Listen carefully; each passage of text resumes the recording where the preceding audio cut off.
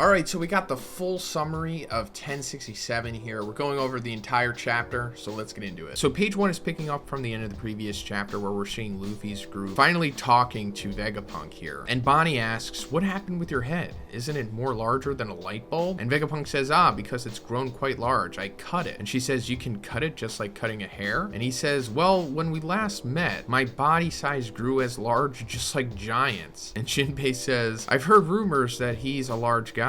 Bonnie says, so it's just like a balloon. Vegapunk says, no, the truth is I ate the brain fruit. I am the Brainiac Man. With it, I can remember every tiny detail of knowledge. The brain is getting bigger and bigger with the data capacity. After all, I was born as a genius with unlimited data bank in my brain. So yeah, we went over this in the previous spoilers, but like this is the secret of Vegapunk essentially. He ate the friggin' brain fruit. And on top of that, he was born a genius. So put these two together and he has like hyper photographic memory with an unlimited data capacity. But the drawback is that it keeps like growing, because we saw in the flashback with him and Dragon 22 years ago on Ohara, his head was like largely grotesque. So apparently it got so big since then that it was like the size of a giant. And he cut it off. And we're gonna find out like what he did with it and why he has the apple. Vegapunk says it has grown into the world's largest brain and still continues to grow. And Luffy's like, even now? I don't see any change at all. Chopper says, that was incredible. As a researcher, are you strong too, Vegapunk? And he says, of course. And Luffy's like, old man, you cut your head. Does that mean you became stupid? And Vegapunk says, don't underestimate this genius, you brat. This apple is an antenna. See the top of the island? On the backside of the giant egg, there's Punk Records written on it. That was a hanger for my brain. And Luffy's like, isn't it too large? Vegapunk says, even if I am apart, this antenna will connect to it via psychic wave, so there's no problem. So yeah, we also found this out before as well, that like Punk Records, it's a big egg thing, is holding his brain. Like that's how big his freaking brain is. And the apple thing that he has on his head is an antenna, and he can like Wi-Fi to it. Vegapunk says, earlier you guys have met with a girl named Vegapunk,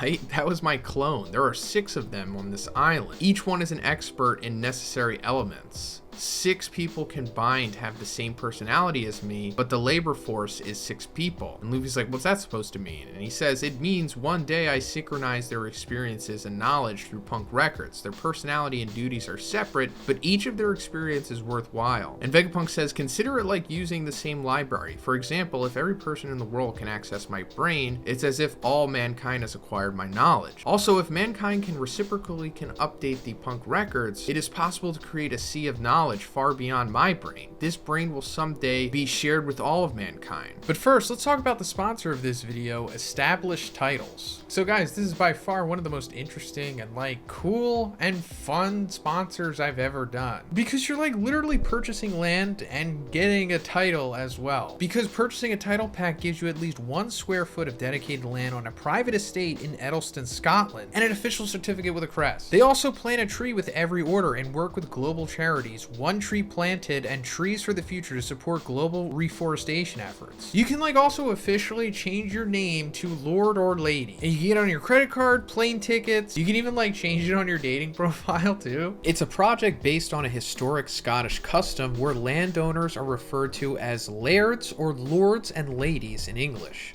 And it makes a great last minute gift. They even have couple packs that come with adjoining plots of land. But also the first 200 people purchasing a title pack using my link will pretty much be next to my plot. So guys, check out the link in the description, because Established Titles is also running a Black Friday sale. Plus, if you use code BIGZ, you get an additional 10% off. So go to establishedtitles.com/BigZ to get your gift now and support the channel. Thanks guys. Bonnie says, you never change, Vegapunk. You're willing to sacrifice for the sake of science. That's why you transferred my father into an emotionless combat weapon. And then she draws like the lightsaber on Vegapunk. He's like, stop, Bonnie, that saber was a failed product. She says, shut up, I just tested its sharpness earlier. Just change my father back. If your answer is no, then Jinbei's like, Bonnie, please think again. If you kill him, you will end up making more enemies than you could possibly imagine. Vegapunk says, just turn off the switch, Bonnie. That beam function is to attract a large number of insects. And then like a bunch of bugs come, and then something happens and like Bonnie passes out and she has like a foamy mouth. Maybe she got afraid of the bugs or something. And Chopper says, are you not worried about her fainting? And Vegapunk says, that makes sense. Her reason to kill me makes sense. I'm helped because the weapon she picked is a failed product. By the way, you guys recently went to Wano, right?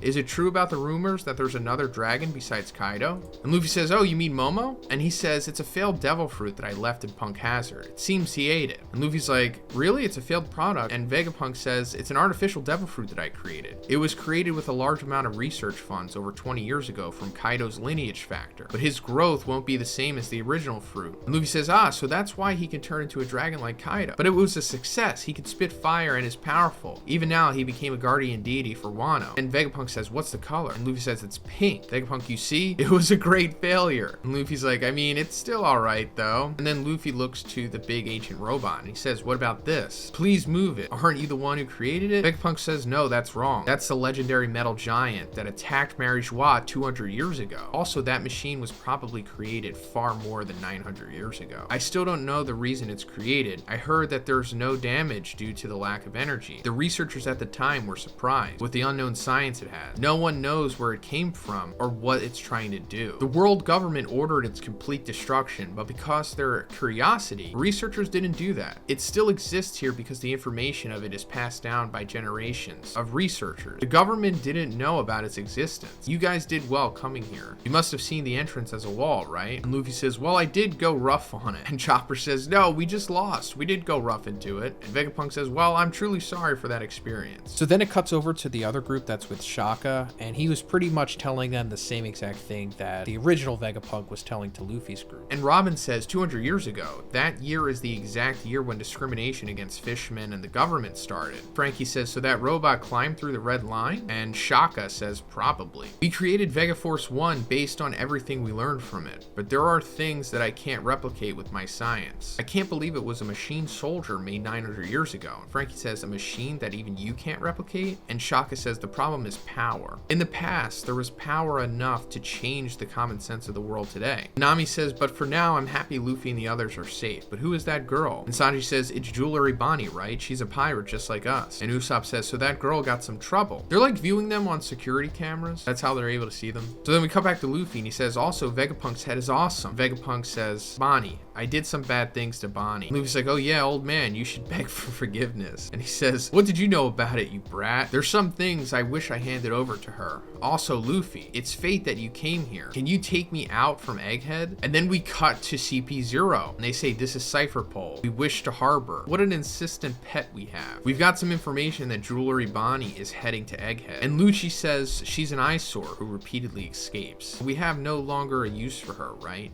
Next time we meet, I'll definitely kill her. So yeah, we're seeing CP0 here on their ship entering Egghead Island and they have their masks on. Like, we saw that they did have masks last time we saw them, like they were on the table, but now they're like straight up wearing them. And this is important because it was said that like only the strongest Cypher Pole members have masks. So I guess that's clearing it up. It's like, yeah, they're a part of the strongest, I guess, or just as strong as the ones that we saw in Wano. But we cut to Pythagoras and he says, Shaka, it's the government ship. It would be bad if they knew we harbored pirates in here. Also, there's CP0 and Lucci is on that ship. And Lilith says, just let them enter. Rob Lucci is an assassin, right? And Shaka says, please relay this to the ship. Just put the Seraphim here and leave. So their blanket excuse here is like they're trying to drop off Seraphim Kuma, but you know, they also want to kill Vegapunk as well. On top of that, Bonnie too. Shaka says, we're preparing to intercept them. We declined their request to harbor. So then we cut to Kamabaka Kingdom and we're seeing the Revolutionary Army. And Lindbergh says, Dragon, something strange happened to Kuma. Wait, Kuba, you're still under repair. And then they're like, is he still under Navy control? And then Koala's like, where are you going, Kuma? He still can't properly move. He lost almost all of his conscience. And then Kuma at this point is like hooked up to all these wires and he suddenly just gets up and starts running. And Dragon's like, what's the matter, Kuma? Where did you want to go? And then Ivankov says, just stay here. From now on, our battle as the Revolutionary Army will start. And then at the end of the chapter, it says, where's the destination? He starts running single-mindedly. So yeah, this is like the cliffhanger of this chapter. Kuma just suddenly getting up, running somewhere,